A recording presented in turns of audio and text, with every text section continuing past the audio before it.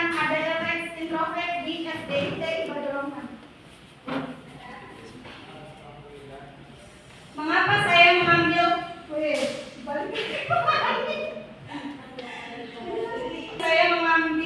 judul ini adalah yang pertama, melihat pembina pramuka terutama di gugus saya di SDIT Ibadah Rahman yang kurang dalam mengembangkan dan menggunakan metode ya.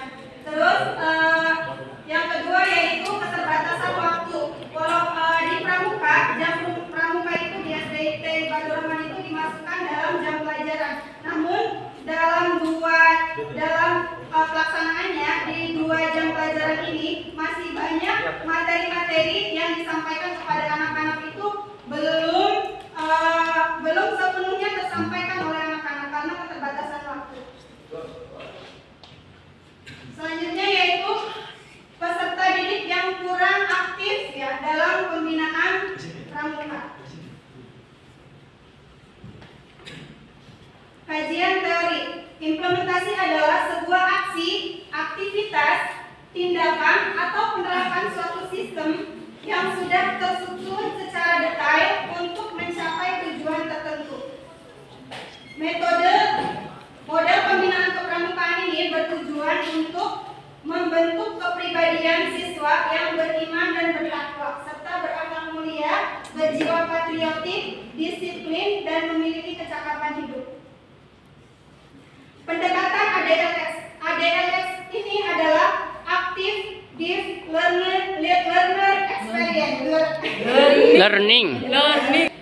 Pendekatan ini memadukan 2 pendekatan aktif dan pendekatan yang mendalam, yaitu pendekatan active learning dan deep learning.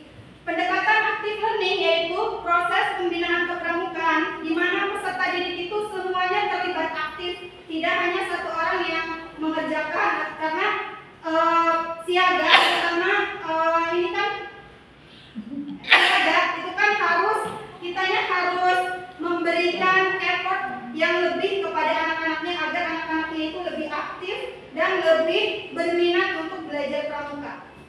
Selanjutnya yaitu pendekatan ADLX itu yaitu deep learning. Deep learning ini adalah proses pembinaan kepramukaan yang bertujuan agar pembelajaran yang dialami siswa ini bukan hanya mendapatkan materi saja, tapi dilakukan atau digunakan dalam kehidupan sehari-hari.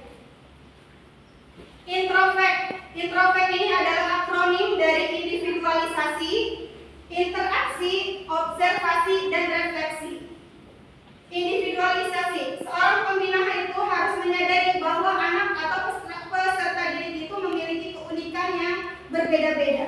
Jadi jangan mentang-mentang ini baru yang kebanyakannya misalnya siswanya yang kurang, nah kita abaikan, jangan seperti itu ya. Tapi kita harus melihat anak-anak ini di mana keunikannya gitu. Selanjutnya yaitu interaksi. Pengalaman belajar yang diperoleh melalui interaksi positif yang terbangun selama proses pembinaan.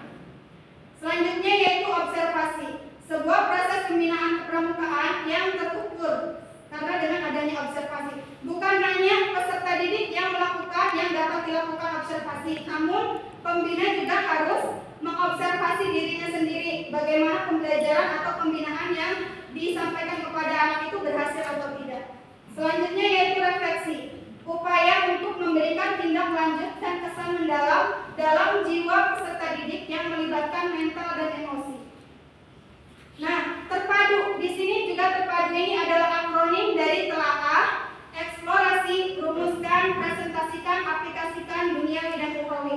Nah, mungkin bunda-bunda semua atau para pelatih semua pernah membuat rencana membina. Nah, di dalam rencana membina itu atau kalau dalam kegiatan pembelajaran itu RPP ya, atau modul belajar. Nah, ini semuanya harus ada di rencana membina atau RPP itu, yaitu telaah, eksplorasi, rumuskan, presentasikan, aplikasikan, duniawi dan ukhrawi. Seperti yang saya jelaskan tadi, jadi anak-anak itu atau peserta didik itu bukan hanya mendapatkan materi yang kita sampaikan, tapi anak ini dapat mengaplikasikannya. Dan keistimewaan dari terpadu ini adalah mengaitkan pembelajaran atau pembinaan pada saat itu untuk duniawi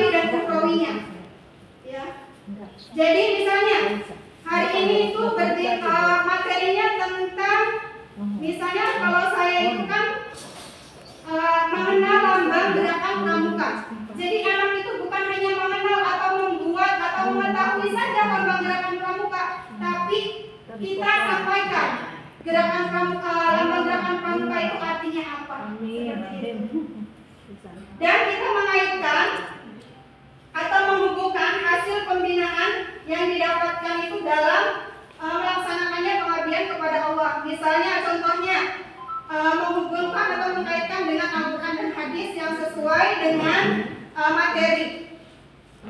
Selanjutnya yaitu manfaat. Yang pertama yaitu pembelajaran yang aktif. Yang kedua, mengembangkan karakter peserta didik, terampil menumbuhkan rasa percaya diri, perencanaan pembinaan pramuka yang lebih sistematis dan efisien. Nilai-nilai Islam, peserta didik dapat belajar dari tokoh-tokoh teladan atau hadis dan Al-Quran. Nah, keteladanan yang didapatkan yang pertama, pembelajarannya yang lebih bermakna. Jadi siswa ini tidak hanya mendapatkan materi saja. Yang kedua yaitu interaksi dan refleksi. Mendorong adanya interaksi antara peserta didik dengan pembina. Mengaplikasikan dalam kehidupan sehari-hari.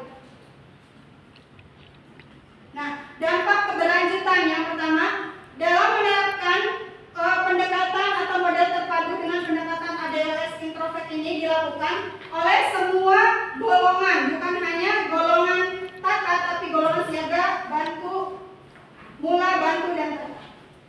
Yang kedua, peserta didik lebih antusias dalam mengikuti kegiatan kepramukaan.